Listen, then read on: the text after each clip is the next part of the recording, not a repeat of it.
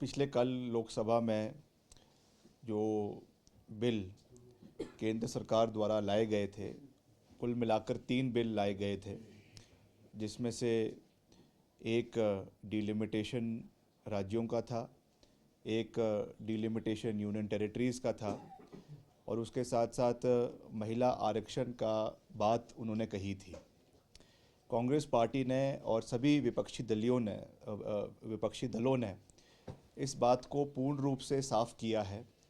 कि जहाँ तक महिला आरक्षण की बात है, that is women reservation, Congress party stands 100% with reservation of women in state assemblies as well as parliamentary constituencies। हम पूर्ण रूप से 100% ये चाहते हैं कि चाहे लोकसभा है, चाहे राज्यसभा है, चाहे हमारे विधानसभा के विभिन्न असेंबलीज़ है, वहाँ पे महिलाओं को संरक्षण और आरक्षण मिलना चाहिए और 33% के हिसाब से मिलना चाहिए। इसमें कोई दो राय नहीं है। मगर जिस तरीके से इस कानून को पारित करने की कोशिश की जा रही थी, दिखाया कुछ जा रहा था और हो कुछ रहा था। इस चीज़ का पर्दाफाश पिछले कल लोकसभा के अंदर बहुत बढ़िया तरीके से हुआ है। सबसे पहले तो कि कांग्रेस पार्टी ने ये कहा, विपक्षी दलों ने ये कहा कि 2023 में जो बिल लोकसभा के अंदर लाया गया था वुमेन रिजर्वेशन का, उसी को पूर्ण रूप से पारित क्यों नहीं किया गया। और दूसरा बात, जो 1971 का सेंसस हुआ था, जिसे 1976 में 1976 में फ्रीज किया गया था, इस सोच के साथ किया गया था कि जो राज्य देश में जहाँ पे जीडीपी की ग्रोथ हुई है,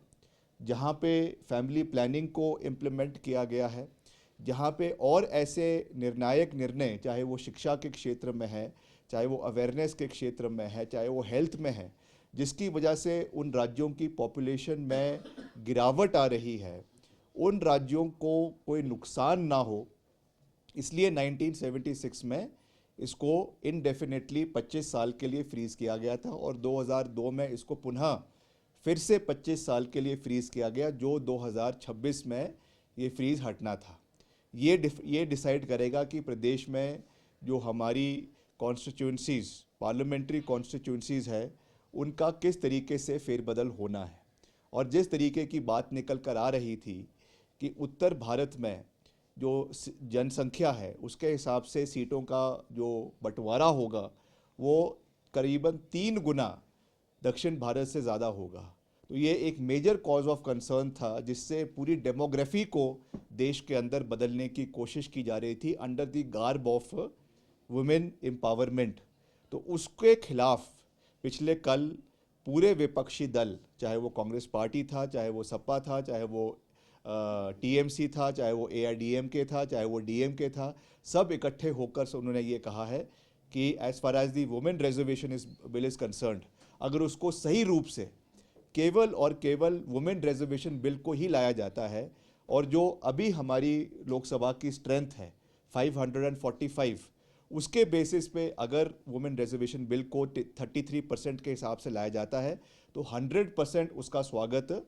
किया जाएगा। और आज भी अगर उसको लेकर आते हैं तो उसको एक सर्वसम्मति से यूनानिमसली लोकसभा के अंदर पारित किया जाएगा। मगर जिस तरीके से जो है निशाना कहीं और था और बातें कुछ और हो रही थी, उस चीज़ का जो एक डेमोग्राफी को बदलने की कोशिश देश के अंदर की जा रही थी, ये बहुत दुर्भाग्यपूर्ण था। और इसका मैं समझता हूँ कि विपक्षी दलों को इकट्ठे होकर एक बड़ी जीत मिली है, एक बड़ा शुभ संकेत देश के अंदर मिला है और आने वाले समय में इन चीज़ों को और मजबूती से लड़ने की आवश्यकता है। मगर मैं फिर से इस बात को दोहराना चाहता हूँ कि हम भी इस बात को चाहते हैं, राष्ट्रीय स्तर पे तो चाहते ही हैं, मगर प्रदेश स्तर पे भी हम इस बात को चाहते हैं कि हिमाचल में आने वाले समय में महिलाओं की भागीदारी विधानसभा के अंदर बढ़े, इसमें कोई दो राय नहीं है। और दुर्भाग्य की बात यह है कि यहाँ से जो सांसद वहाँ पे पैरवी कर रहे हैं, उनको यही नहीं पता कि विधानसभा के अंदर कितनी महिला विधायक है। आज 3 महिला विधायक, जिसमें से 2 कांग्रेस पार्टी की कमलेश ठाकुर जी, आशा लाहौल स्पीति से अनुराधा जी, और विपक्षी सिरमौर से भी रीना कश्यप जी। 3 विधायक आज विधानसभा में दो कांग्रेस की और एक भाजपा की जो है वो चुनी हुई है।